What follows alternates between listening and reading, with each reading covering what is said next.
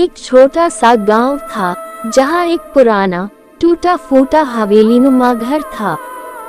उस घर को लेकर गांव में कई कहानियां प्रचलित थीं। वहाँ रात के समय अजीबोगरीब आवाजें आती हैं और एक साया अक्सर वहाँ दिखाई देता है। कोई भी उस घर के पास जाने की हिम्मत नहीं करता है। गांव का एक नौजवान अजय इन कहानियों को झूठ मानता था। मैं इस राज को सुलझाऊंगा। एक दिन उसने अपने दोस्तों के साथ वहां जाने का फैसला किया। रात के समय चांदनी के बीच जब हवाओं की सरसराहट और उल्लुओं की आवाजें माहौल को डरावना बना रही थीं, अजय और उसके दोस्त उस घर में पहुंचे।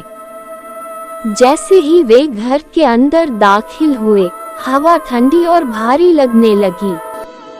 कमरे धूल और जाले से भरे हुए थे। अचानक एक दरवाजा अपने आप जोर से बंद हो गया। सबके दिल में सिहरन दौड़ गई। किसी के चलने की आवाज आई। अजय ने अपने दोस्तों को चुप रहने का इशारा किया और आवाज की दिशा में बढ़ा। उसने देखा वह काले कपड़ों में लिपटा हुआ था। अजय ने साहस जुटाकर पूछा, तुम कौन हो? साया रुका और धीरे धीरे उसकी ओर मुड़ा। उसके चेहरे पर गहरी झुर्रियां थीं और आंखें पूरी तरह सफेद। जो इस घर में आता है उससे लौटने की इजाजत नहीं। इतना सुनते ही अजय के दोस्तों ने डर के मारे चीखते हुए घर से बाहर भागने की कोशिश की, लेकिन दरवाजे अपने आप बंद हो चुके थे। अजय ने खुद को संभाला। तुम कौन हो और इस घर में क्या रहस्य छुपा है? ये घर मेरा था, लेकिन लालचियों ने मुझे मार डाला। अब मैं उनकी तरह हर घुसपैठिए को सजा देता हूँ। हम तुम्हें नुकसान पहुँचाने नहीं आए।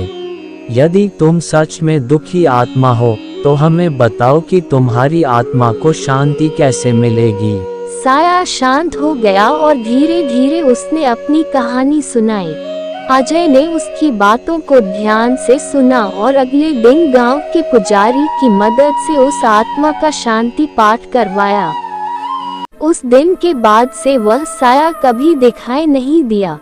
गांव वाले आज भी उस घर को भूतिया मानते हैं, लेकिन अजय जानता है कि उसने एक भटकी हुई आत्मा को मुक्ति दिलाई है।